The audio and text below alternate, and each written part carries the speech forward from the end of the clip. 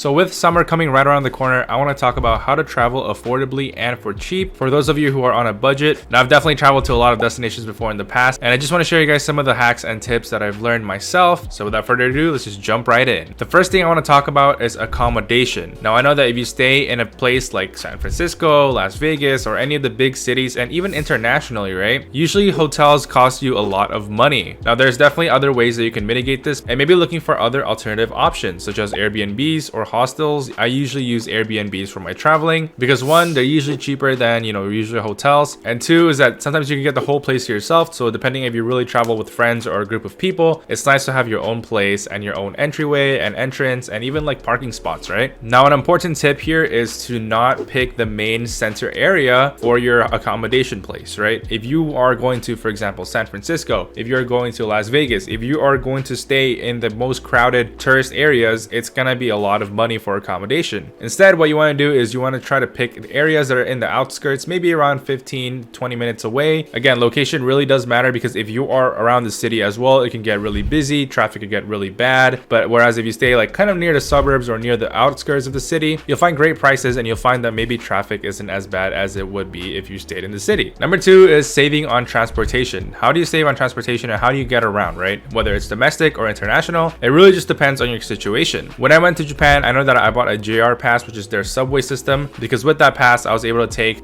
different lines to go to different places and such. And we definitely made it worth because that was our only transportation in Japan was through the subway. Now, I know a couple of friends and I have done this in the past where if we go, for example, to Las Vegas and we don't have any Uber accounts, right? We would make an Uber account. And I know that a lot of the new members get some kind of promotion or discount going on where you could get like some free rides or a couple of dollars off your first rides. And we really just banked on it by making different accounts for Uber or Lyft and using that and taking it to our advantage to just get around the city. Now, in terms of getting to the destination, as if you need to take a flight there, you should take a look at Google Flights or Skyscanner and see which dates are actually the most budget-friendly dates. I know that if you fly on a weekend, it's actually going to be a little more pricier than if you were to fly on a weekday, right? And not only that, but you can actually check on Google Flights or Skyscanner the exact days on when they're going to be the cheapest airline tickets. So if you're flexible with your dates, you can go ahead and try to book them and find the cheapest dates possible with that website. And this is kind of like an insider hack, but if you are traveling economy, I know that flights can get really, really uncomfortable. So try to invest in a good like neck pillow, try to invest in a good seat cushion to make sure that on long flights, you don't strain yourself and you're not like sore from just the upright position, right? The third thing I want to talk about is saving food and dining. You should try to explore local food areas, especially where you're at. I know that when I went to Seattle, I explored Pike's Place and just really roamed around the area looking for good local food. Now, Yelp here is going to be your friend where you can try to take a look around and see what's a good local eatery that's good within the budget and also is very popular and known and something that you should try out when you're traveling. You could also try to research some street food vendors as well that is poppin', because usually those are like more affordable choices. But if the locals love it, you could try to be more involved in the culture and just explore around instead of eating all these like bougie and lavish places, right? Now, this is a must, so be sure you pack some snacks as well as buy a lot of water bottles for yourself and your group to just drink when you're walking around. So it saves you money from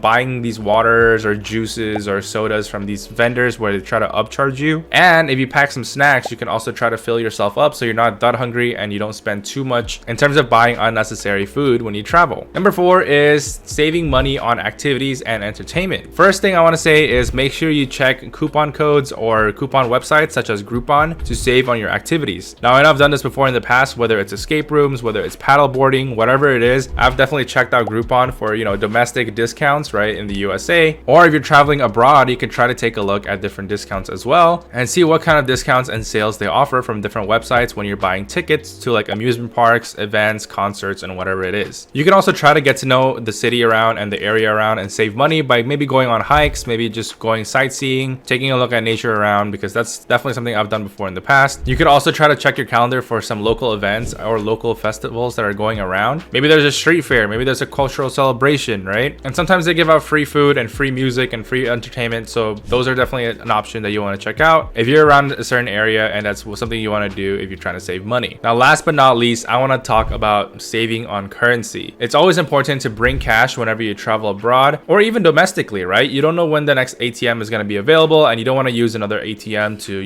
pay all these ATM fees. And even if you're going international, you're paying all these international transaction fees. So it's always important to bring cash with you. Just that way you can be safe and you have money on hand, because I know that a lot of people take cash. Now, if you are ever traveling abroad, right, and you bring cash and you want to exchange currency, try to not do it at the airport or train station or wherever where they jack up the prices and they actually give you less for more of your money, right? You want to try to save that currency up as much as possible. You should wait until you find a reputable currency exchange place. Now, another way that I do this as well is through Yelp. So when I was in Japan, I was actually able to find a great rated 5-star currency exchange place where they actually give me the most Japanese yen for my US dollars. So be sure you hold on to your currency and be sure you hold on to your cash if you want to change your currency and find a great currency exchange place. And even if you're traveling domestically, be sure you also have cash in hand, because like I said, you don't know when the next ATM is going to be available, and you want to avoid paying these like foreign ATM fees if you're not using your bank's ATM. Now, hopefully these travel hacks and tips help you up in your next upcoming travel. I wish you guys all safe travels, and if you enjoyed the video, don't forget to hit the like and hit the subscribe button down below, and I'll see you guys all in the next video.